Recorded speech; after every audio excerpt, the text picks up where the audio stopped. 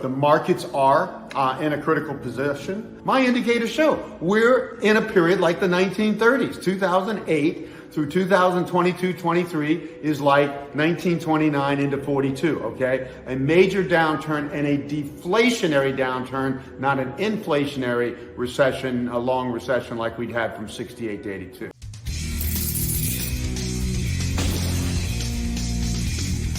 In today's video, Harry Dent, author of 0 Hour, talks about what's up with bonds, the next moves of the Fed, the raging inflation and the coming recession. Dent has been predicting a great reset of the biggest financial asset bubble in history. The market historian predicted a painful crash in stocks and an economic depression, and discusses the next moves before the big crash. He believes that the top is in and the Fed is tightening aggressively. Could the markets make a new high? Before listening to him, please ensure to smash the like button and subscribe to the channel. Markets are in a critical position. We have seen, you have to remember, with all this stimulus since 2009, and especially in COVID, they just took the lid off, and 10 trillion combined fiscal and monetary in just a couple of years. I mean, this is just so unprecedented. The market just kept making new highs, even in a time of demographic and fundamental economic weakness, which I have very good indicators to measure. So we've got this final bubble, and it finally burst. And I studied bubble burst, knowing we were in one of the biggest bubbles in history. And the difference is this one was totally artificial. Past bubbles like the Roaring '20s bubble or the one in the late '90s, these were natural bubbles where the economy is so strong, especially the tech stocks doing so well, and interest rates and inflation falling. It's just an ideal circumstance. That's when investors will go overboard and overvalue things, and that's what we had, late 94 to early 2000. And now we've had the longest such surge because of the stimulus from early 2009 into late 2021. So the NASDAQ peaked in November 22nd, and the S&P actually on January 4th of 2022. So we finally got the first crash that was big enough to tell me very high chance this bubble's over, okay? And also the fact that the Federal Reserve and central banks around the world, but in this case particularly the Federal Reserve, was forced by their overreaction to COVID. Look, it's a natural virus that hits. So why should you do massive stimulus to keep economy from slowing from a natural virus? Nobody's going to blame the government for that. Nobody's going to say there's something wrong with the economy, but they did it anyway because they've been stimulating forever. They know how weak the economy is. Otherwise, they would not have had to stimulate increasingly and escalating since early 2009. So here we are, this great bubble. I was looking for a historic that bubbles when they burst. The extremes are first crash is at least 28% historically, and as much as 50%. So when we got that 34% first crash in the NASDAQ, I said, okay, we're finally done here. This bubble has peaked. And we actually went bounced up, and we made a slight new low in the NASDAQ, and some markets only retested those. So you could count this first crash as bottoming in June or in October. But either way, we've been moving sideways ever since. That is the two-wave bounce. So remember, in a major market move, whether bullish or bearish, the Elliott wave sequence is, in this case, down, first wave down, two-wave bounce against it, third wave, and the third wave is usually the most powerful, down, and then a fourth wave bounce against it, and then a fifth wave to finalize. So we're in that 1-2 wave, and I have continually believed that since mid-August, we have started that third wave, that middle and most powerful wave typically, and we've just seen the first wave of that. So, you have waves within waves, okay? I don't want to get too complicated here.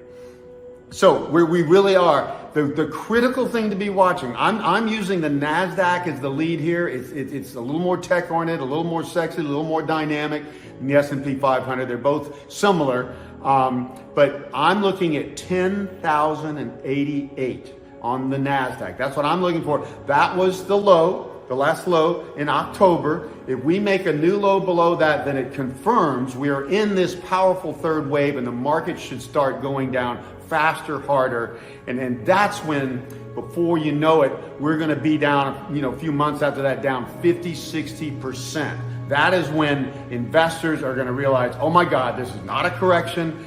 This is a crash. Oh my God, this is not going to be a recession. It could be a depression. That's going to change the psychology of investors. Because again, since early 2009, they took us out of a recession, really a depression that should have gone from late 2007 the top that actually was, it should have taken into 2010 to bottom out. That stock should have been down 80+% instead of 57%. So they cut that crash in half. They stimulated the way out of it. And the Federal Reserve, they were thinking, oh, just a year of stimulus and we'll get back to normal. No, my indicators show we're in a period like the 1930s, 2008 through 2022, 23 is like 1929 into 42, okay? A major downturn and a deflationary downturn, not an inflationary recession, a long recession like we'd had from 68 to 82. So that's where we're at. We're at this point. We've had that first crash. I do not see a new high in the markets, okay? Now we're in this bounce, and it is, boy, it's just reticent. It knows it's going to give a big signal. As soon as it breaks 10,088, and that's just so many, 3, 4, 5% below here where we've been recently, okay? When it breaks that, we should accelerate down, and then this is happening. Now you've been forewarned about this. I gave my strongest all-out sell signal for stocks twice in December, okay? Just before the January 4th peak in the S&P 500. But if you still got stuff and you're still wondering, yeah, maybe or not, boy, that break is your last chance. And I say this bounce, and we could see this bounce go on, another so many days or weeks even, if it wants to. This bounce is the last chance to sell into, because the next wave is going to be very likely strong. Now, here's the only counter thing. I always have to consider all possibilities now that we've had an economy so manipulated by central banks for the first time in history. They did not do this in the Great Depression, okay? It was minor stimulus compared to this, okay? So anything could happen here. If we get through this year, 2023, and we don't see markets get much worse than they have been recently and stuff, then you know what? The central banks have pulled off a historic coup. They have avoided what I would call a Great Depression. Now, I would still tell you that I would feel very strongly that by doing that, as Japan has done since the 90s, they will compromise the recovery for years and decades to come, because you have to understand, and this is what economists don't get, they see recessions as the enemy. Recessions are a part of the process.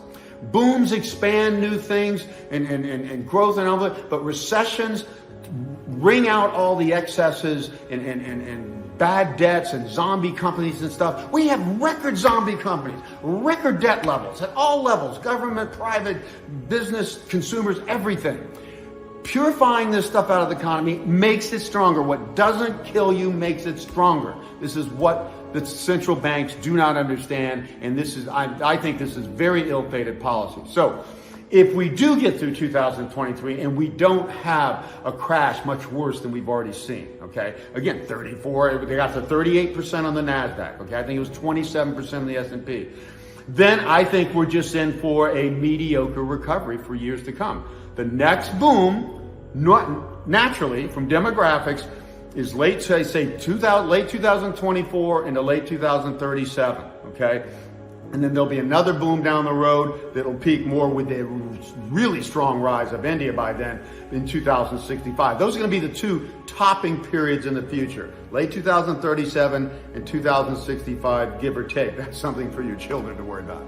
So, but this is going to prove something very soon.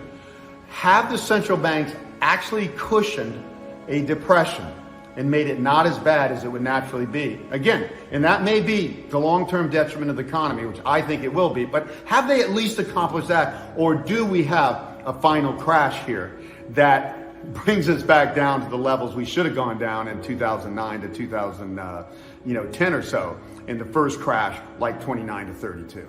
And I think that's what's going to happen. So again, last chance to sell stocks and risk assets of all type, and especially real estate.